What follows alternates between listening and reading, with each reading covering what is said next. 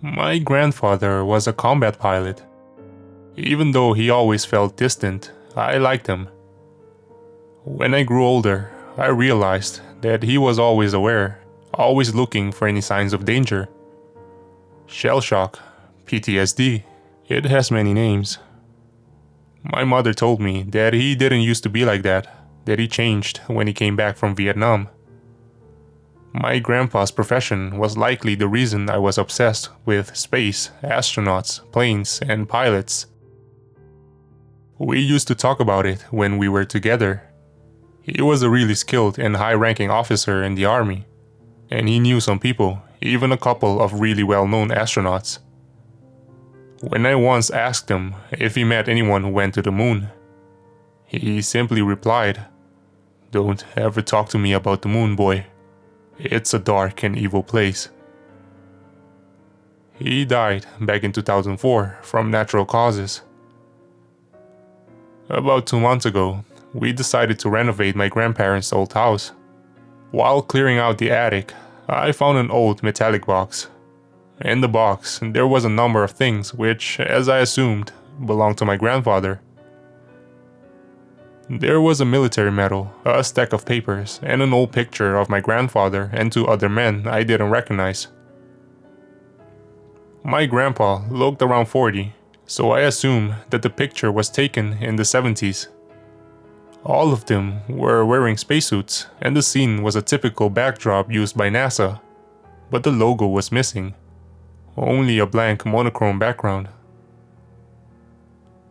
The mission patch was titled Dawnbreaker. I didn't understand anything. My grandfather was an astronaut? Why did he never tell anyone about this? Dawnbreaker? I never heard about such mission. It must have been covered up really well. But why? I found the answers in the papers on the bottom of the box. I'll rewrite the literal contents below. But I warn you that many people might find it very disturbing. My dear family, if you ever find this, I must confess something. In 1972, I wasn't in Vietnam. I wasn't supposed to tell anyone, but if you have found this, it probably doesn't matter anymore. Back in 1965, me and a handful of other pilots were selected for a non-public team of astronauts who would participate in covert missions in space for our government. We wouldn't get the glory and fame of regular astronauts, but our country needed us, and so we were there. In early 1972, we were told that for an unspecified period of time, our country had a secret satellite orbiting the moon. They never told us what it did or why it was there, just that a few weeks prior it had crashed to the surface on the dark side of the moon for unknown reasons, and that the data it carried was crucial. The government needed to recover it, and thus was sending me and the 2 other astronauts to reclaim the satellite's memory module. The equipment of the planned Apollo 18 mission was essentially transferred to us. From what we've been told, the Apollo team was furious. They had a reason to be after all. It seemed that whoever we've been under was much more powerful than NASA. The whole mission was top secret, obviously. I was officially deployed to Vietnam, while in reality, we underwent extensive training for the mission. After a couple of months, we found ourselves standing on the launch pad in front of this behemoth of a rocket that would take us to the moon. I was the mission commander, while Lieutenant Carver was the lunar excursion module pilot, and Lieutenant Ackerman was the command service module pilot. The flight to the moon took roughly 3 days. After arriving, we made a couple of orbits around it. Each time, we flew behind the horizon created by the moon itself. I felt a bit of helplessness when our communication to the whole world went dark, as the signal got obscured by the spherical mass of rock and dust below us. The dark side of the moon was nothing like the light side, which we see on almost a daily basis. Instead of smooth gray fields and tranquil lunar seas, it was completely covered in dark, deep craters and holes, like as if it was being slowly eaten away by the universe itself. It was finally decided to begin the descent to the surface.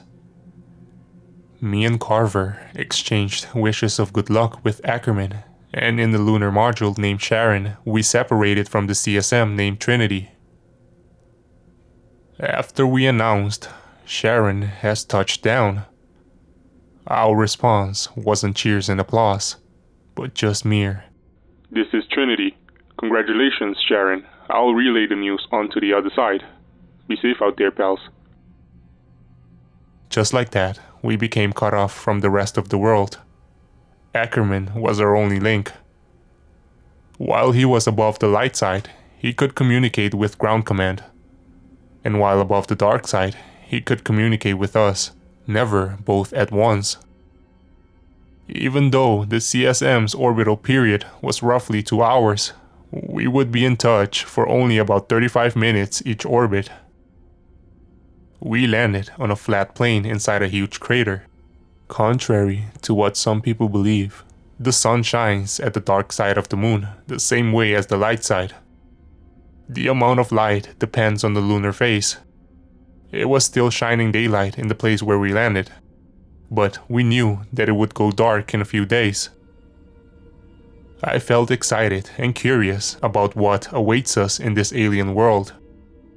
We waited for about an hour and a half to get the command's reply from Ackerman and spent the time by preparing our suits. Command sends their congratulations. You're to proceed with the recovery. I try to think of something excessively inspiring to say, but those times were already over. With Carver, we assembled the rover, and after planting our flag next to our spacecraft, we drove off.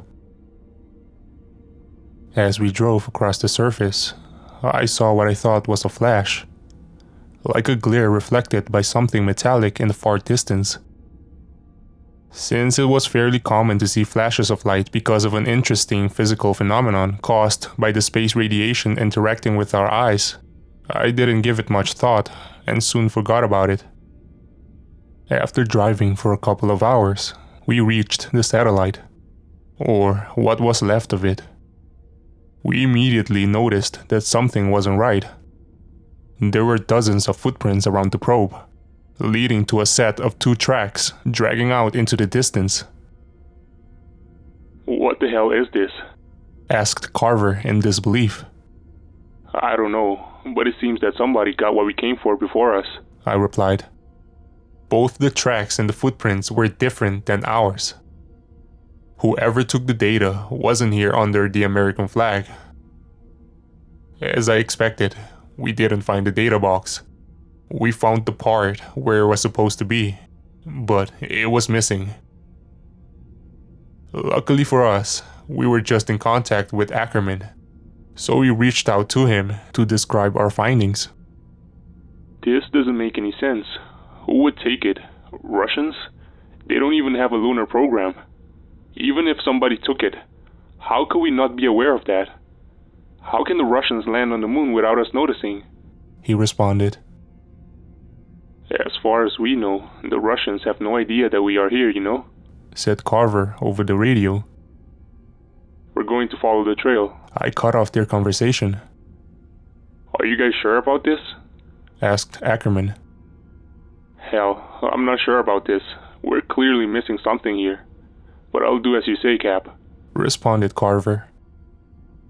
"Yes, if whatever was on the probe was so important for 2 countries to send people here to retrieve it, we have to find out what happened to it," I replied. "Copy that, Sharon. I'll relay your whereabouts to command as soon as I can. Be careful out there." Our oxygen was about at half capacity now, but we moved on with hopes of solving this mystery.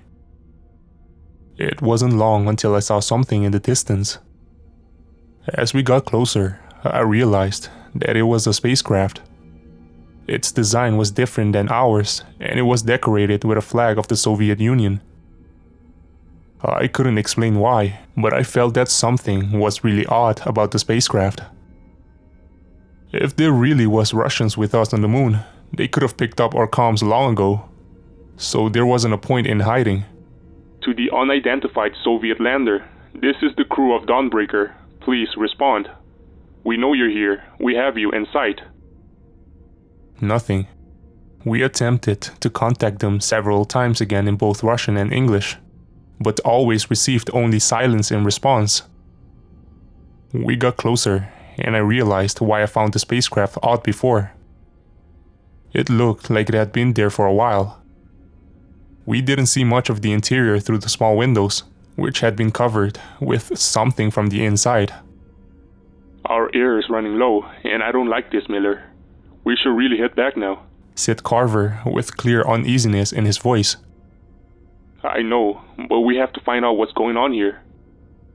It took some time until we figured out a way to open the airlock. No one was home. The inside was a mess.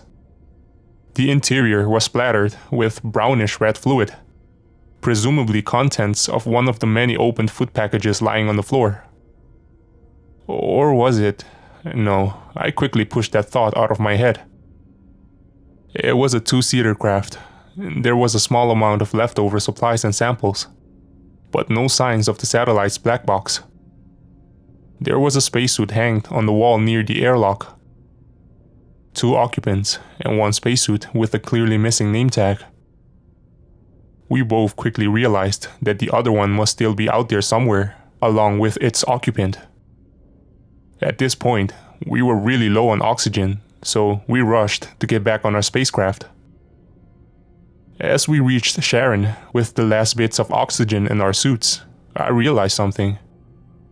Tell me, Carver, was it just me, or did we not pass the wreckage on our way back? I asked. Fuck, don't even mention it. It wasn't there. That's right.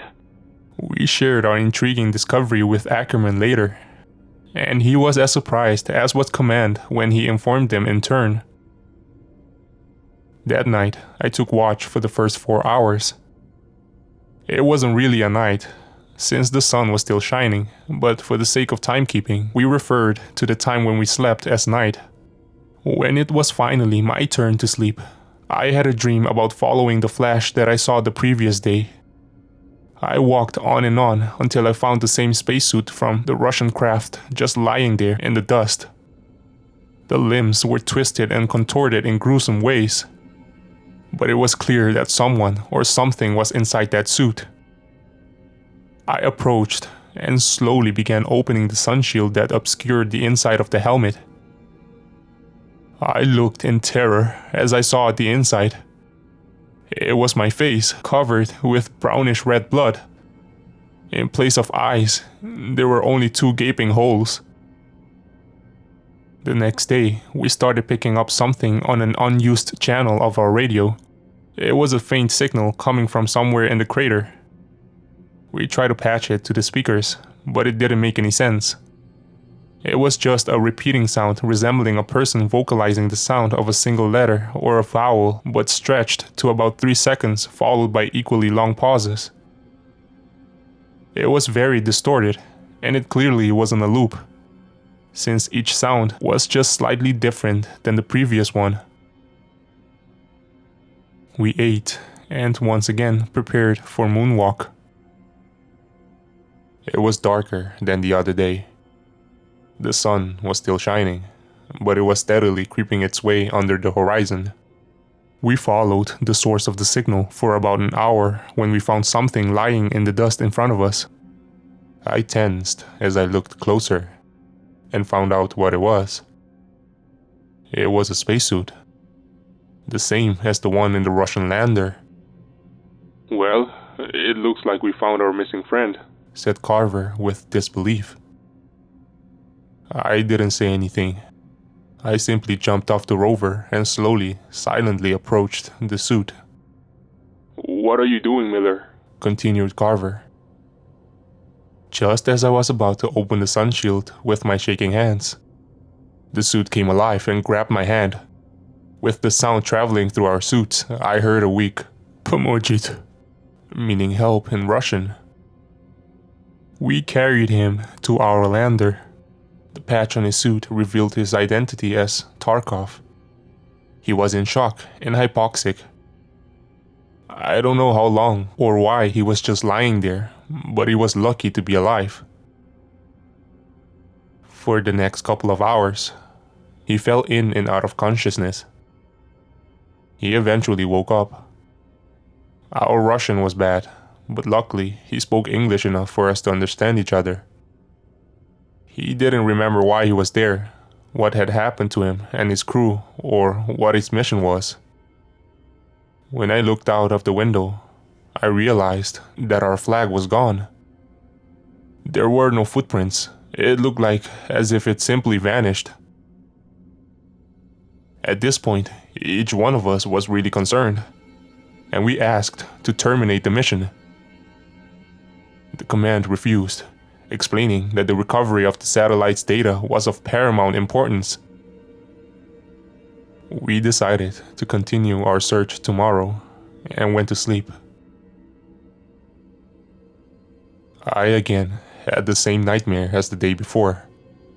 I woke up terrified and drenched in sweat. I saw Tarkov standing by the window and looking out. He then walked over to Carver and just stood there, looking at him while he slept for about a minute or two. Silently, I asked him, "Tarkov, what are you doing?" But he just mumbled something like "dim" or "when" and "light down." I didn't sleep for the rest of the night, and I kept an eye on him, but nothing interesting happened. The next day, we found a picture or a map of the crater we were at in a pocket in Tarkov's suit. There was a point a few miles from where we were that was marked with a cross. Tarkov didn't know what was there, but I soon realized that it was right in the direction where I saw the flash on the first day. We had to check it out. Me and Carver took off and headed towards this mysterious target while Tarkov stayed in the Sharon. In reality, our rover had enough power to carry all three of us, but I insisted that it didn't, and that he should stay behind. I don't trust this guy, I said to Carver after I was sure that Tarkov was out of range of our short-range radio. We land on the moon, we don't find the box, and suddenly the probe is gone. Then we find a supposed to be dead Russian who doesn't remember when was the last time he took a shit. And now we're heading towards an inconspicuous place that was marked on his map he knows nothing about. You bet, I don't trust him. Hell, I don't trust a single step I take in that direction, he replied. What are we going to do with him? He asked later. I don't know yet, but we can't take him with us. Neither the LEM or CSM is built for an extra passenger. You know that, I responded. And I'm afraid he knows that too, replied Carver. The sun was setting. After driving for a while, we reached something that puzzles me to this day. Right there, in front of us, was something I can only describe as a three-sided pyramid. It was about 10 feet tall, and its surface was completely smooth and black as night. What in the world is this? Asked Carver with a shiver in his voice. We walked around it and took pictures. What the fuck?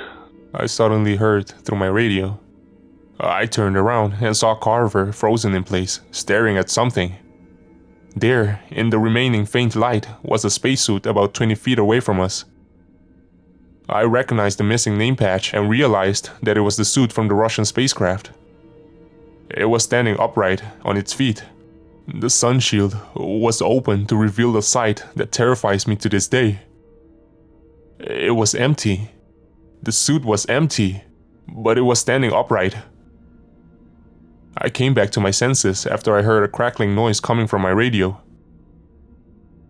You don't belong here, it spoke in a low, deep, distorted voice. Then, out of nowhere, I was blinded by an intense flash of light. When I recovered, the thing was gone. Carver, are you alright? I asked. He was silent at first, and then replied, Man, fuck NASA, fuck the army, fuck the satellite, fuck this whole mission. I want to get out of here, now. Without any debate, we ran to the rover and drove off back to Sharon. When we came back, the sun had already fallen below the horizon, and it was completely pitch black. The airlock was open, and Tarkov was standing in front of the module in his suit. Damn it, in the rush we completely forgot about him. I approached him and started. Listen, Tarkov, there is something you... I stopped when I noticed he was holding something behind his back, but it was too late. He swung and struck me with a sharpened rod. I hit my head on the inside of my helmet and fell to the ground. When the ringing in my ears stopped, I saw him and Carver fighting in the dust. I stood up and threw myself into Tarkov, propelling us both a dozen feet away. Before I was able to stand up again, he was already on top of me. We struggled, and just as he got grip on the lever that was used to release my helmet, I struck his head with a sharp rock. His visor cracked, and while his air was slowly escaping his suit, I picked myself up and grabbed the rod. It was already stained with blood. He lunged at me, but I stabbed him in the chest. He then fell on top of me, and when our helmets touched, he spoke as the last of his air was pulled out from his lungs. He is not your friend. Follow the voice. I picked myself up and walked over to Carver. I saw that his suit was punctured on the thigh, and brownish red blood was being sucked out into the airless vacuum all around us. When I brought him inside the Sharon, I realized that our first aid kit was gone. He was bleeding a lot, and I managed to slow it down, but I had to treat him properly. I was afraid that if we took off, he would bleed out in zero gravity even faster. There was a med kit in the Russian thing, wasn't it? He said. Yeah, I replied. Miller, you have to go get it. Fuck, it's not that far from here, is it? Said Carver. No, it's not. Are you sure you can hold on until I get back? I asked. Yeah, just go. So I went. Don't die on me, Carver. That's an order, I said before leaving. As I said, it didn't take long until I reached the Russian lander, but it felt like ages. Throughout the whole journey, I waited for something to jump out of the darkness around me. I wasn't surprised when I saw that the suit that was previously hanged on the wall was now missing. But still, I felt a shiver run down my spine. I took their medkit and hid it back as soon as I could, but I couldn't stop thinking about Tarkov's last words. He is not your friend. Follow the voice. I kept repeating inside my head. I then switched the channel on my radio to the one we heard the incomprehensible noise on. It was still on. I realized that it was stronger in one particular direction. Follow the voice, I said to myself. Was this the voice Tarkov meant? Who is not my friend? Tarkov? Carver? The mission commander back on Earth? I had to find out. I drove off in the direction of the signal. After driving for at least 15 minutes, I reached a small crater about 30 feet in diameter. With my headlight on, I immediately saw that something was inside, but I couldn't recognize it yet. I stepped over the edge and walked into the crater and switched my light to full intensity. I stood there, paralyzed with raw terror for what felt like hours. There was a rectangular block of the same material as the pyramid in the center of the crater. A body was lying on top of it. Its limbs were contorted in the most twisted and gruesome way possible. His eyes were missing, and in their place were only 2 gaping holes. It was Carver. There was a small box stuffed inside his mouth. It was the black box from the satellite. I took the box and ran out of there as fast as I could. Carver was dead. If Carver was dead, who was the Carver I left in the Sharon? He is not your friend, was the only thing I had on my mind the rest of the way back. When I returned, Tarkov's body was gone, but Carver was still there, lying, bleeding. But it wasn't Carver. What was that thing? Thank God you're back, Miller, said Carver. Not Carver. Carver was dead. Mutilated. Dead. Miller, are you alright? Continued, not Carver. Yeah, I've got the kit, I replied. He couldn't know that I knew. It couldn't know. I treated his wounds, and the bleeding finally stopped. I strapped him in, and then strapped myself in. I didn't tell him that I had found the black box. I didn't tell it that I found him. With the engine roaring below us, the Sharon split in half, and the crew compartment pushed us up into the void while the legs stayed planted on the lunar dust eternally.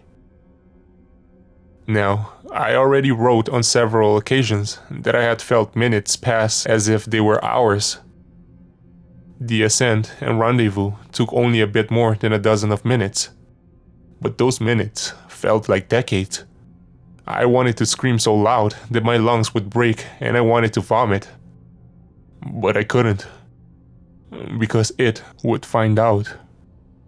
I wanted to black out, but I couldn't. I had to save Ackerman. After several lifetimes, we finally docked with Ackerman and the Trinity. Throughout the whole ordeal, we kept him updated, but meeting him was different. He was scared, but I was scared even more. He didn't know that Carver was not Carver, but I knew. I unstrapped myself first and pushed Ackerman out of the docking tunnel. I kicked Carver right in the face when he followed. I then closed the docking tunnel behind me. "What the hell are you doing, Miller? What is wrong with you?" shouted Ackerman and slammed me to the wall of the command module. "Don't open it, Mike. It's not Carver. That thing in the LEM is not Carver. Do you understand?" I shouted back in pain. Even though he was a battle-hardened soldier, Ackerman finally broke into tears.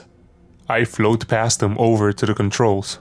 And before I undocked the Sharon, I glanced at the docking tunnel window one last time. There it was.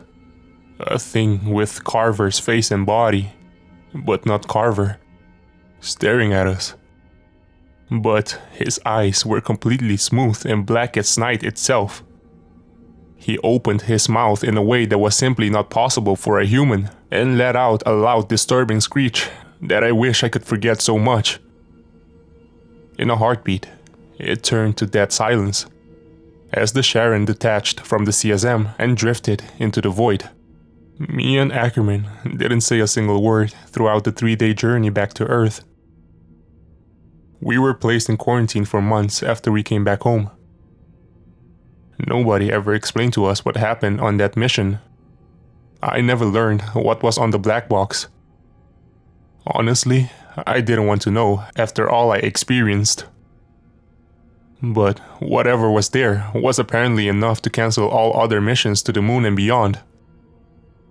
They eventually released us and made it very clear that we're never supposed to talk about it. I never saw Ackerman from that day on. The only time I talked about him was when a pair of men in suits came to my home one day, a couple of years after the mission. "Captain Miller, have you been in touch with Lieutenant Ackerman lately?" one of them asked after we exchanged our greetings. "No, I never spoke or heard from him since the mission. Did something happen?" I replied. "I'm sorry to tell you, but Lieutenant Ackerman was found dead in a nearby forest yesterday." I had to sit down. I didn't know him that well, but we spent a considerable amount of time together in training, and we lived through hell itself together, so it was more than enough for me to consider him a friend. Poor Mike. How did he die? I asked. We don't know yet, but he had multiple fractures on all of his limbs, and his eyes were gouged out.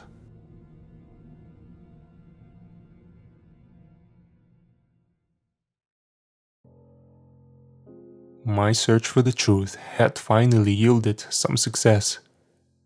Oh, where do I even start? I've mentioned that my grandfather knew some people here and there. He even introduced me to some of them, and I convinced myself to contact one such person who works at NASA. Unfortunately, he couldn't help me, but he gave me a contact for someone who possibly can. The other person didn't help me either, but they bounced me back and forth between about 10 other people until I finally met this guy who actually knew what I was talking about. Well, I didn't meet him, only on the internet, but you get it. Obviously, I won't reveal his identity or any more information than what I'm going to write here. He wasn't very friendly when I first got in touch with him. When I asked him if he knew anything about Dawnbreaker, he almost hung me up straight away. Who told you about this? You're playing with things you don't understand, young man. Jacob Miller was my grandfather, I explained. He went silent for a few seconds. I see. I suppose we wouldn't be able to hide this forever. I can help you, not because you asked me, but because it's time. But I warn you, there are things you don't want to know. He mailed me a flash drive, and in a very complicated way explained to me what to do with it. The drive was actually just a dummy, and after I took it apart, it revealed a micro SD card. I don't know if I'm doing the right thing by posting it to the internet, because what you're about to read is going to give you many answers, but open even more questions. The SD card contained a transcript of what was probably an audio recording in Russian, same as with my grandfather's message. I'll rewrite the contents below. Damn piece of crap. Is it working? Oh, thank God it is. I apologize for my rude introduction. My name is Leonid Ivanovich Tarkov. I was a cosmonaut on the Kamchatka station. Now, let's cut the crap and get straight to the point. You know that we are here, and you've been spying on us with your little Stay Putnik for a while. And while I hate giving this to you, I hope you'll use this information well. Because I have no other hope. In case you've really been living under a rock, I'll explain what's going on. We've been here for 2 months now. Me, Lenko, Novak, and Commander Poliakov. God bless their souls. Our station is tiny, but serves us well. It is a small dome with 4 rooms, a laboratory, a storage room, machine room, and a central living area. Our purpose was to research the moon and its structure. Long before you Americans found out, we already knew about the crater anomaly. On every other celestial body, the size and depth of a crater vary depending on the strength of the impact, but their shape should stay consistent. But on the moon, it is not like this. The craters here are too shallow. They never extend below a certain depth. We placed the station in one particularly large and deep crater with hopes to learn more about this curious phenomenon. All was going well, until we started digging. It was the 64th day of the expedition. We all gathered here to watch the result of our hard work. The drill was a true engineering marvel, designed specifically for this mission. The plan was to drill a hole as deep as we could. Ready to start rolling, comrades? Excitingly asked Lenko, our engineer. We all cheered, and after he hit the switch, the drill came to life. Silence transitioned to buzzing, buzzing transitioned to spinning, and spinning transitioned to drilling. I was very proud of being here, doing a service to the Union, but I look forward to returning to Earth. This was the first step to our journey home. After we made sure that all was going well, we started packing and heading home. Naturally, Lenko was last, since he behaved like if the drill was his little child he must watch over. What do you guys think is down there? He asked as he rushed to catch up with us. Our equipment couldn't pick up anything below some 5 meters under the surface, so there must be a layer of some very dense mineral, or maybe some unknown element. Who knows? Elaborated Novak, our geologist. I think we're going to find cheese, I said, and we all laughed. Even Commander Poliakov chuckled. I was wrong. We all were so wrong. The drill jammed the next day. Lenko and Novak went there to elaborate, while I stayed at the base with the commander. He didn't talk much, and when he did, it was mostly to criticize someone. He was the kind of person who wasn't satisfied no matter what you did. But deep down, he cared for us, and we respected him for that. Lenko and Novak later returned with a handful of sharp black rocks and rather surprising news. As we predicted, about 4 meters below surface, there's a layer of this immensely hard black material. It is so hard, in fact, that it broke the drill head, explained Novak. So, do you have any idea what it is? Asked the commander. Not yet. It might be some metastable crystalline mineral formed under high pressure, but we won't know what it is until I have a look at it. The next few days were very interesting. Me and Lenko spent almost all the time by replacing the drill heads. Novak was completely consumed by studying that strange material. The fact that he didn't make much progress only fueled his amazement. I was just doing some maintenance on the drill with Lenko when the drill suddenly plummeted down the hole, almost taking us with it. Did you see that? Asked Lenko with confusion. Of course I did, you idiot. It almost pulled me into the hole in case you didn't notice, I responded. I then realized he probably didn't mean the drill, and I thought that he was going to say something, but he didn't. I looked into the hole. I pulled the glow stick out of the pocket of my suit, cracked it, and dropped it into the hole. It fell into some sort of a cavity. The rest of the team arrived shortly after, and the commander started cursing at the drill, then at us, and finally he congratulated us to making the first major discovery on this rock. I knew what was going to happen next. Prepare your gear and get some sleep. We're going down there tomorrow, said Poliakov. When we returned to Kamchatka, Lenko insisted that he needs to service the exterior equipment. I thought that it was a bit odd because he serviced the exterior 2 days prior. But our equipment breaks all the time, so I didn't consider it as a big deal. I wanted to stay with him, so he wouldn't be left alone outside, but he refused with any possibility of convincing him, so I gave up on that. He returned inside some 30 minutes after we did anyway. However, a couple of minutes after he came back, we heard a bang from the airlock. Then another. We rushed there, and Novak took a look out of the window. He widened his eyes and scanned the outside with a blank expression on his face. "What is it?" I asked. I don't know," he replied. "Lenko, do you know what's going on? You returned last," inquired the commander. "No, I swear I have no idea what that was," he answered. Novak continued watching the outside for a few seconds and then went back to continue his work.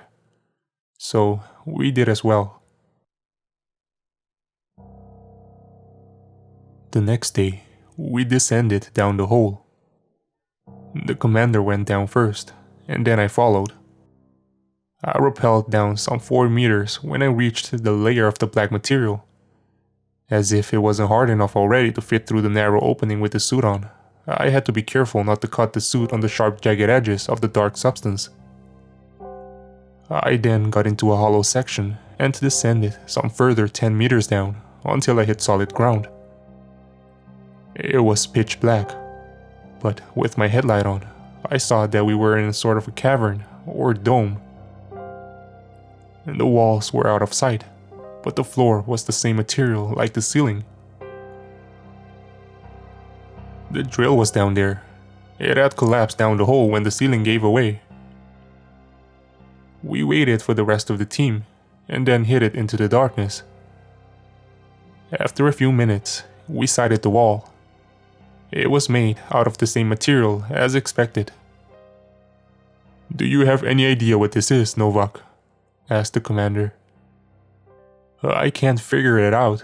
It's like a really tight-packed crystal, but I couldn't find out what it is made out of. It's completely inert, doesn't melt, and doesn't conduct heat very well," he explained in return. We followed the wall and circled the whole cavity until we came back to where we started. The walls, the ceiling, and the floor were just this completely smooth black material. We headed back to the opening. However, on our way back, we came across another opening in the ground. There was a ramp that went down, like a spiral, and after hesitating for a while, we walked down. We descended into another smaller cavity, where tunnels extended in 4 directions like crossroads. Nobody asked the obvious question. This wasn't a natural formation. There was 4 of us and 4 tunnels. One might think we would split up to cover more ground. But again, we were soldiers, not a bunch of stupid school kids, and so we stuck together. We walked for maybe 40 minutes. We passed several other intersections. The whole place seemed like a maze or a web of tunnels. And it would be really easy to get lost here, so each time we passed such intersection, we left a glow stick in the mouth of the tunnel we came from. The whole place was eerie, and the farther we went, the more uneasy I felt. Somewhere deep in my mind, I felt that we're not supposed to be here. We just came to maybe the 10th or 11th intersection. We continued straight, but after a couple of steps, I noticed that Lenko wasn't by my side anymore. I turned back to see him looking into one of the side tunnels at the intersection. "Guys, stop." I spoke to the radio. "Lenko, what is it?" He turned to face us and said, I don't know. Guys, I don't feel well. We need to go back. Something is not right down here." What followed happened so fast, but I felt like watching a slow-motion video. At one moment, he stood there looking at us, but in the next moment, he was gone. Something pulled him into the tunnel. We ran back, and I wanted to follow, but Commander pulled me back. "What are you doing? We can't leave him behind," I shouted. "He's gone. We need to get out. Otherwise, we're all dead," he said. He was right. This wasn't our world. Whatever took Lenko was still down here with us. We needed to get out. We ran back where we came from.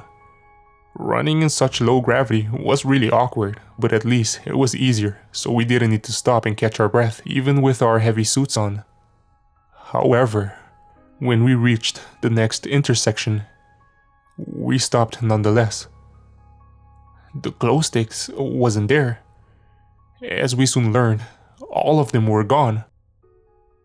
At first, we remembered the way, but at some point, we probably took the wrong route because we never reached the spiral ramp. We eventually reached something that seemed like a dead end. We wanted to head back, when we all heard and felt a thumping in the distance. There was obviously no air, so the sound probably traveled through the ground. "Novak, was the first one who panicked.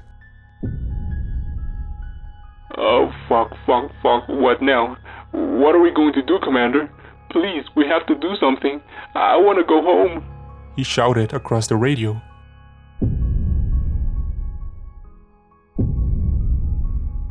The pounding got louder and louder, or perhaps closer and closer. I was on the verge of panic as well, when I noticed that the wall in front of us wasn't a single piece. There was a groove running from the top to the bottom at the center. Help me with this, I said. With a combination of various tools, we managed to pry it open to reveal that the wall was in fact a door. The sound was now so close that I thought that if I looked back, I would have seen the source, but I didn't want to. We squeezed through the door and let it close behind us. Fuck, that was close. Are you alright? Asked the commander. How are we going to return back now? Asked Novak in response. We'll find a way, said the commander. How? We have no idea where we are, and there's... The commander cut him off. We'll find a way. We walked through another tunnel for some time, until we reached a room. It was circular in shape, maybe 15 or 20 meters in diameter. It was filled with concentric rows of black boxes, or tables perhaps. In the center, there was a black three-sided pyramid. Again, 4 tunnels continue into the unknown at each side, like at the intersections. What was that place? We decided not to waste time and went into one of the tunnels. We probably walked for hours, but our oxygen was almost gone, and not for long after we left the circular room, I started to feel it. My mind became cloudy, and my legs felt like jelly.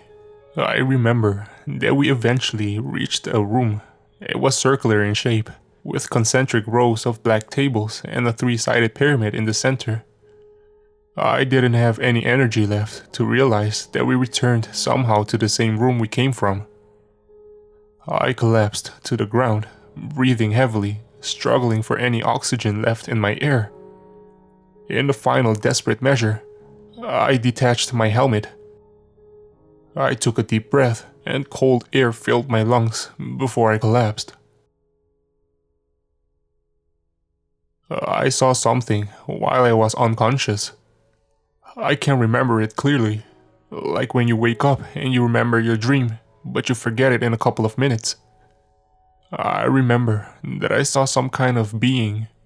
I can't remember how it looked like, but I knew that it was sleeping. Then it woke up. Tarkov, a voice said at the edge of my consciousness. Wake up. I woke up to see Novak. Wake up, Tarkov, he repeated and shook me. I saw that he also had removed his helmet.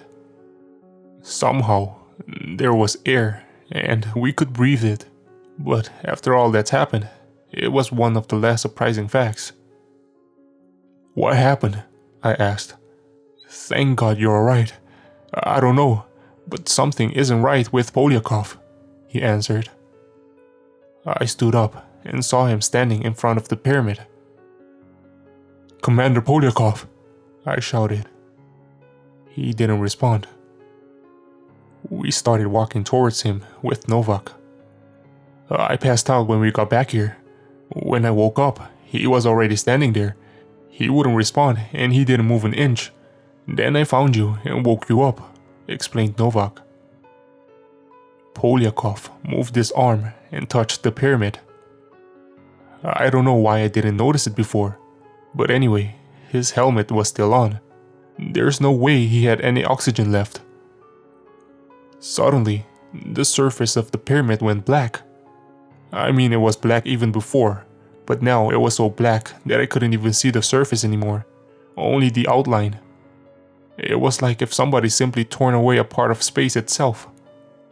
Some sort of black hand appeared in front of the pyramid.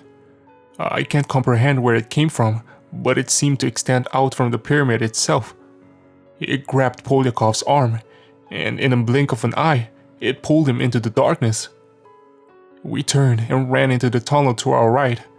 A few dozens of meters into the tunnel, I stumbled and fell face down onto the ground, breaking my lamp in the process. The last light in the tunnel disappeared with Novak as he sprinted away. And then I was plunged into darkness. I then heard heavy footsteps behind me. I wanted to stand up and run, but I couldn't. I couldn't take it anymore. I just lay there and awaited my end as the footsteps got closer. The thing got right next to me, and I felt a hand touch my leg. It touched my suit several other times and advanced towards my head. Then, to my horror, it touched my face. It was cold. I imagined the same hand that had just pulled Poliakov into the pyramid. I imagined it dragging me backwards and pulling me inside the pyramid to do terrible things to me. This was it. This was my end. But that didn't happen. "Who is this?" a shaky voice asked. I was startled, and I didn't know what to do. It was Lenko's voice. "It's Tarkov," I said after a while. "Oh, thank God I found you. I thought I would die here alone," he said. I stood up, and we walked through the tunnel together in pitch darkness. We roamed the tunnels for hours, maybe days, weeks. At first, it wasn't so bad, because I wasn't alone. We filled the time by speaking about various things. We talked about our families, about our jobs, and about how we became astronauts. At one point, I asked him what happened after he was pulled away from us. He didn't answer, and went silent ever since. It wasn't long until the silence forced me to start questioning each step I took. How did Lenko survive? What happened to Poliakov? But there was one thought that was much stronger than the others. Was it really Lenko next to me? Was it him, or that monster with the black hand? I wouldn't know because I couldn't see. Why didn't he have a light? How did he find me? My gratefulness of not being alone shifted to terror. Each second, my desperation to see any light was stronger. I couldn't bear it anymore. I suddenly tripped and fell. "Are you alright, Tarkov?" asked Lenko. "I tripped on something," I explained. I turned and with my hands proceeded to feel the object that caused my fall. It was highly irregular, but sometimes symmetric. At some places it was soft and flexible, while at others it was cold and smooth. I then realized what it was. A spacesuit. I eventually found the lamp, and after some struggling, I detached it from the suit. At first, to my surprise, I was afraid to turn it on. I was afraid to see what was in the darkness all around us. I was afraid to see who was in the spacesuit. But I did it anyway.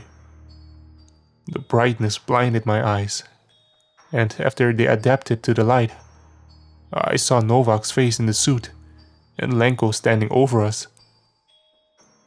Our eyes met, and for a brief moment, I felt that his eyes were somehow unnatural. Something wasn't right about them. I was just on the verge of realizing what it was when the body beside me twitched and took a long deep breath. "Novak, are you okay? How did you get here?" I asked. He was very disoriented. I don't remember." "Is that?" he said and looked at Lenko. He then looked at me, and we both stood up. "I thought you guys were dead," he said. "So did we," I answered. I was delighted to finally see a human face. But it wasn't over. We still had to find a way out. I ran as far away as I could, until I realized that you weren't following me. I wanted to head back for you, but I thought that you were gone as well. I can't remember what happened next. My head hurts just from trying to think about it," explained Novak. After managing to get a closer look at him, I realized that he was looking terrible. Sick, perhaps. His eyes were red, and he was completely pale. Something was wrong with him as well. After a few hours, we decided to stop and take a break. I finally drifted into sleep. This time, I didn't have any dreams. Just pitch darkness. It was that more terrifying, because it reminded me of the time I spent in the dark. I was awoken by something. It was Novak. He gestured to me to stay silent. I saw Lenko sleeping a few meters away. "Tarkov, listen," he whispered. "We need to go now. We need to get away from him." "What are you talking about? Are you crazy?" I whispered back. "Tarkov, do you remember the banging back at the station?" he asked. "When I looked out of the window, I saw something. But at that point, I thought that my mind was playing tricks on me, so I stayed silent," he explained. "In the far distance, I saw a figure standing with its back turned to us. It was walking away, but it stopped when I focused my eyes on it. It turned and looked at me. It was him. It was Lenko," finished Novak his revelation. I took a minute to process all that. I then nodded and silently stood up. We proceeded to carefully walk away.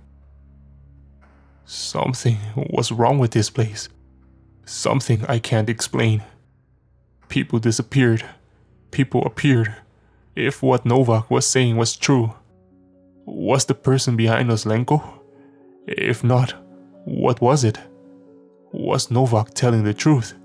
Was it really Novak, or something else? I couldn't trust anyone. I didn't even trust myself. It all felt so unreal, but so real at the same time. I had so many questions I didn't want answers to. I felt like I would break at this point. I felt as if the walls of the tunnel were collapsing on me, getting tighter and tighter each second. I wanted so desperately to get out. I wanted to go home, but I was so far away from home. Then, I heard a voice behind me. "Are you my friend, Tarkov?" asked Lenko. I turned to see him standing right behind Novak, who was just behind me. I didn't know what to do. Of course I'm your friend," I responded. "Good," he said. I looked in his eyes and realized what was wrong with them. They were pitch black. "What are you?" I shouted. "We are everything," he said in an unsettling, unnatural voice. He then opened his mouth in an impossible way and clamped around Novak's neck, engulfing his head in its throat. Novak screamed in agony, but his screams were muffled by the thing's flesh.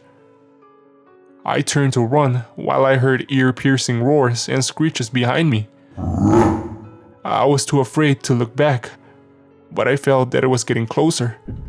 I ran through the tunnel for a while until I reached an intersection. In the center, there was a spiral ramp. My heart dropped. This could be where we came from. It had to be. I ascended the ramp, but the higher I got, the harder it was for me to breathe.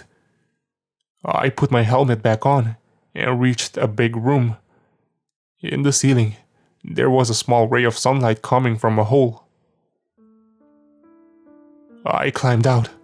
I was finally out. But I didn't have time to celebrate. I was out of oxygen. What was left was the only air that became trapped in my suit as I reattached my helmet. My reserves were completely out. I went to walk to the base when I froze. I dropped to my knees. The base was gone. Like if it was never there. Both of our landers were there, but the base itself was gone. I crawled into one of the landers, almost suffocated on the way, but I made it. To whoever receives this, I'm presumably the last survivor of the Kamchatka expedition. I'm sending out this transmission in case I don't make it. I think that whatever is down there was asleep for a long time, but we woke it up. The engine is warming up now, but I'm afraid I'm out of time. I can see him outside. He's getting closer. God help me. End of record. To think about it, I can't sleep knowing that our own moon is something unnatural. Something hiding so many terrifying truths. Whenever you take a look outside at the night sky, remember that sometimes the most mysterious and terrifying things are hidden in plain sight.